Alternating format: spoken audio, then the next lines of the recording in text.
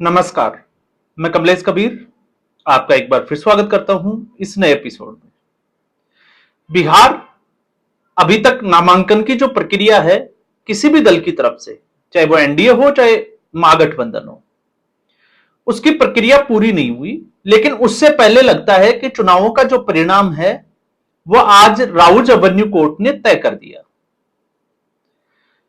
अब Rouse Avenue court में आज पेशी होने वाली थी लालू प्रसाद यादव के परिवार की, और परिवार में 3 लोगों की, जिसमें लालू प्रसाद यादव, राबड़ी देवी और तेजस्वी यादव। कल दिल्ली आने की खबर थी और राहुल गांधी से मुलाकात की भी खबर थी। तो कल के वीडियो में हमने बात भी की थी कि असल में इनका दिल्ली आने का जो प्रोग्राम था, कार्यक्रम था, वो आज की, क्योंकि आज 2 अलग अलग मामलों में, एक लैंड फॉर जॉब्स और दूसरा आईसीआरटीसी, इन दोनों घोटालों के ऊपर फैसला आना था आरोप तय करने का, आरोप सिद्धि का। क्योंकि अब अगर आप देखोगे तो आरोप तय हुए हैं, आरोप तय होने के बाद में एक लंबी प्रक्रिया, जिसको हम ट्रायल भी कह सकते हैं, और ट्रायल के बाद में फिर मामला जो है वो आरोप सिद्धि की तरफ से जाएगा। अब आरोप अगर सिद्ध हो जाते हैं तो फिर उसके बाद में सजा का ऐलान हो जाएगा। लेकिन आरोप तय होने मात्र से अब जो राजनीति है बिहार की, तो उस बिहार की राजनीति में एक बार फिर जंगल राज और भ्रष्टाचार, ये दोनों जो मामले हैं, या इन दोनों शब्दों की गूंज जो है वो बहुत जोरों शोरों से दिखाई देगी। एक तरफ महागठबंधन लगातार जो है वो नरेंद्र मोदी को घेर रहा था वोट चोरी के आरोप में, वोट चोर गद्दी छोड़। अब ऐसे में इनका जो आरोप था, उन आरोप की जो हवा थी वो तो पहले ही निकल चुकी थी, लेकिन राउज एवेन्यू कोर्ट ने जो फैसला दिया है उसके बाद अब यह जनता ने तय करना है कि असली चोर कौन है। तो फिर जिस तरीके से बिहार को लेकर राजनीतिक गलियारों में एक आवाज आती है जंगल राज की, तो अब लगता है कि जंगल राज नहीं, पूरा परिवार ही जो है वो जंगली है।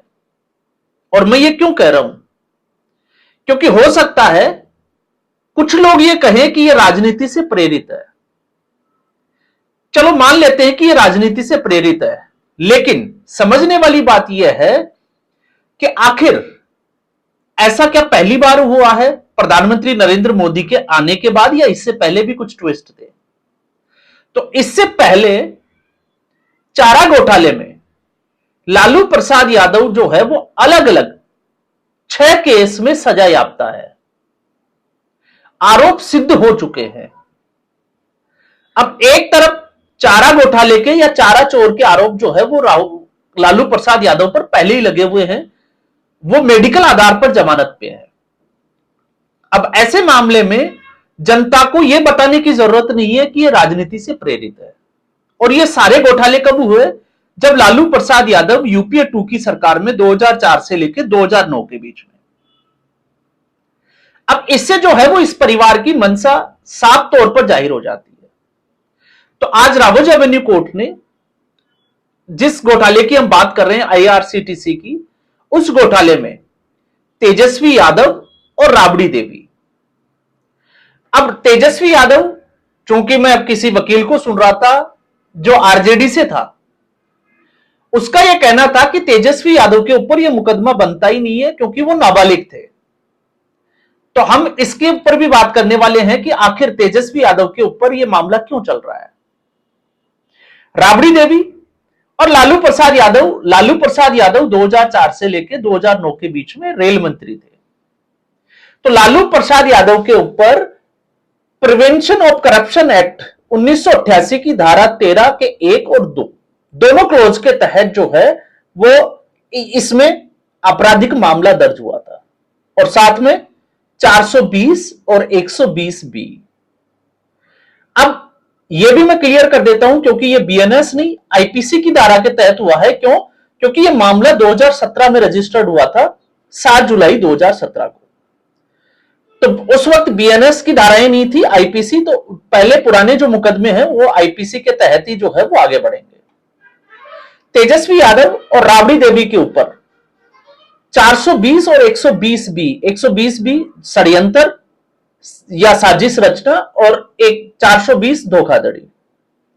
अब पूरा मामला क्या है पहले हम उसको समझ लेते हैं। लैंड फॉर जॉब्स उसका फैसला जो है वो अभी आना बाकी है, लेकिन उसमें लालू प्रसाद यादव के परिवार की उपस्थिति जो है वो मैंडेटरी नहीं है। आज के इस फैसले में मैंडेटरी थी, इसलिए ये तीनों लोग जो है वो कल दिल्ली पहुंचे थे। अब ऐसे में ये घोटाला जो है उसको समझना है तो हमें ये समझना पड़ेगा, क्योंकि उस वक्त आईआरसीटीसी की जो होटलें हैं या रेलवे से रिलेटेड जो भी चीजें हैं उनके रखरखाव के लिए टेंडर की प्रक्रिया होती है। तो उस टेंडर की प्रक्रियाओं में खास तौर से Sujata hotel private limited company को टेंडर दिया गया, जिसमें बहुत कम कीमत के ऊपर, मतलब टेंडर के जो नियम थे उनकी अनदेखी की गई और बदले में राबड़ी देवी और तेजस्वी यादव के नाम जो है वो 3 एकड़ की जमीन ली गई। और दोनों होटल कौन से, रांची और पटना, ये दोनों होटलों की जो है विनय कोचर की जो कंपनी है या जिसको हम कहें कि सुजाता होटल प्राइवेट लिमिटेड, उसको दिया गया। और उसमें जब हम आरोप तय करने की बात में आते हैं तो कोर्ट ने यह माना है कि सीबीआई ने एक चेन सिस्टम के थ्रू जो भी सबूत कोर्ट में पेश किए हैं उससे साफ जाहिर होता है कि लालू प्रसाद यादव ने अपने पद का दुरुपयोग किया और फिर अपने परिवार को फायदा पहुंचाया। तो यह मामला 2004 से लेकर 2009 के बीच का था। अब इसमें आरोप तय हुए हैं। अब ऐसे में चुनावों का समय सामने है, तो जो जंगल राज की छवि थी, भ्रष्टाचार की जो छवि थी, एक बार फिर लालू प्रसाद यादव के परिवार के ऊपर चिपक गई है, या लोगों के जहन में अब वो चीजें जो है वो वापस से रिकॉल होना शुरू हो चुकी है। अब ऐसे में आरजेडी की बड़ी समस्या यह है कि वो अपने आप को डिफेंड कैसे करेगा, क्योंकि परिवार पहले ही बिखर चुका है। और ऐसे में लैंड फॉर जॉब्स जिसकी मैं बात कर रहा हूं, वो अभी जो है वो उसका फैसला आना बाकी है। अब उसका फैसला जो है वो किस तरीके से आता है। अब जब हम बात करते हैं कि मान लीजिए अगर कोई ये कहता है कि ये राजनीति से प्रेरित है और तेजस्वी यादव उस वक्त नाबालिग भूमिका में थे, तो आपने लालू प्रसाद यादव के परिवार की पुरानी फोटो देखी होगी जिसमें एक कच्चे घर के बाहर राबड़ी देवी, लालू प्रसाद यादव अपने बच्चों के साथ खड़े दिखाई देते हैं।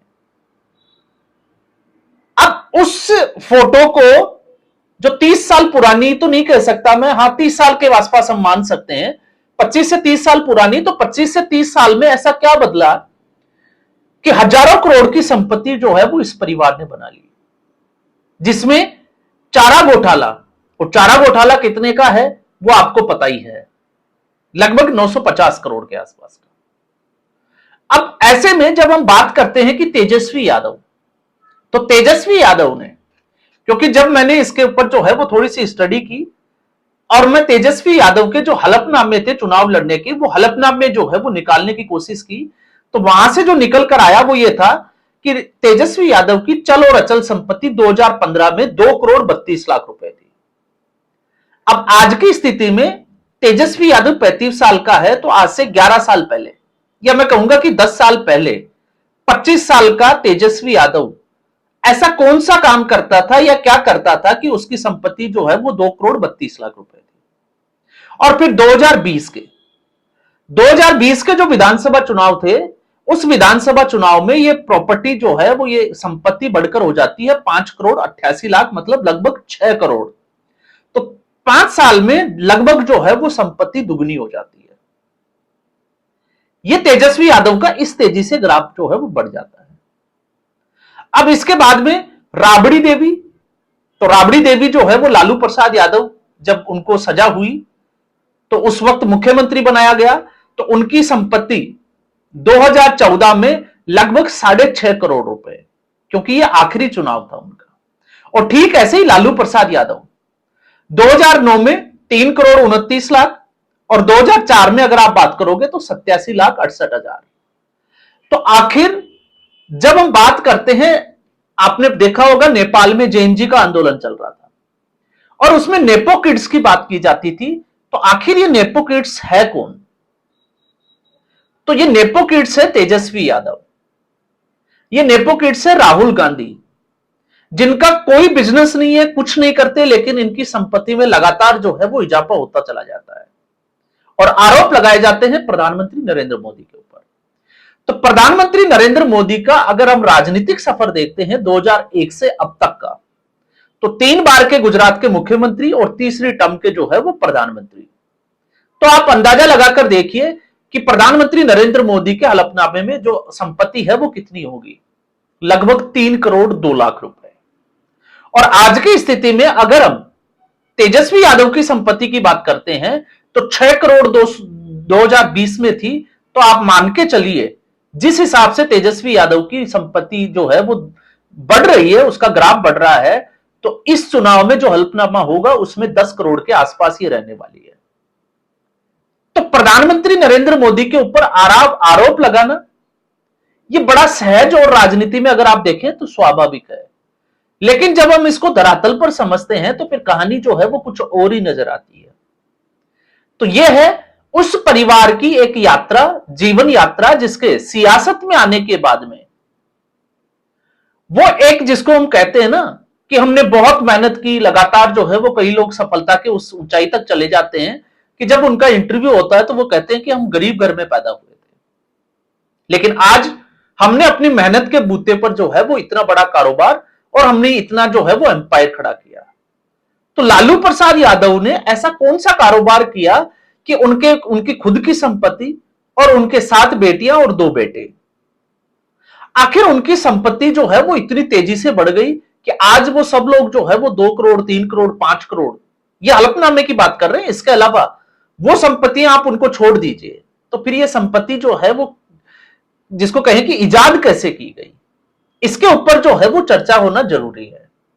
और ऐसे में अगर कोई व्यक्ति, क्योंकि आज की भी अगर आप रावोज एवेन्यू कोर्ट की जो दलीलें थी और जिसमें कोर्ट ने इन तीनों से यह पूछा कि क्या आप जो है वो जो आपके ऊपर आरोप लगे हैं क्या आप उसको स्वीकार करते हैं, तो तीनों ने कहा कि हम इसको स्वीकार नहीं करते, हम मुकदमा जो है वो फेस करने के लिए तैयार है। अब अगर इसके बहाने कोई ये कहे कि राजनीति से प्रेरित है, तो आप देखिए कि क्या कोई चोर जो है वो कभी ये कहता है कि मैंने चोरी की है, या किसी मर्डर करने वाले क्रिमिनल ने ये कहा है कोर्ट में खड़े होकर कि हां मैंने जो है वो ये क्राइम किया है, आप मुझे सजा दो। अब मैं चोर इसलिए बोल रहा हूं, अगर इस मामले में आरोप तय होते तो हम जो है वो बात कर सकते थे कि ट्रायल होगा, ट्रायल के बाद जो है वो आरोप सिद्धि होंगे। लेकिन जो व्यक्ति पहले से चारा घोटाले में 6 बार सजा याफ्ता है, तो क्या उसके लिए ये शब्द जो है वो इस्तेमाल किए जा सकते हैं क्या? तो फिर जवाब होगा कि हां बिल्कुल किए जा सकते हैं, क्योंकि उनकी जो नींव है वो 2004 से 2009 के बीच में वो इसी तरीके की थी। और अब एक और घोटाला, लैंड फॉर जॉब्स, आपको पता ही होगा मध्य प्रदेश में जबलपुर के उस जो है वो जोन में किस तरीके से जो है वो जमीनें ली गई और नौकरियां दी गई। अब उसमें जो है वो फैसला आना बाकी है। तो एक तरफ महागठबंधन की सीटों का बंटवारा नहीं हुआ, लेकिन हम कह सकते हैं कि चुनाव परिणाम जो है वो रावोज एवेन्यू कोर्ट ने पहले ही सुना दिया। तो इस एपिसोड में बस इतना ही। उम्मीद करूंगा वीडियो एपिसोड आपको पसंद आया होगा। वीडियो को लाइक करें, शेयर करें, चैनल जरूर सब्सक्राइब करें। धन्यवाद।